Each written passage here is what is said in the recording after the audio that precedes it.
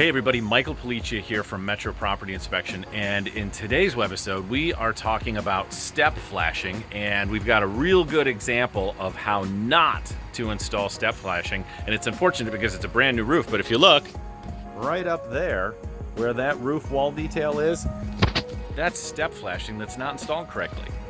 So here's another perspective.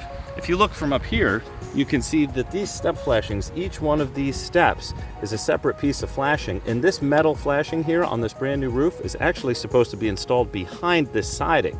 The reason that the way this works rather, is that as rain comes down, it's actually supposed to hit the top of the siding and run down the roof. But as you can see right now, it could easily get behind this siding.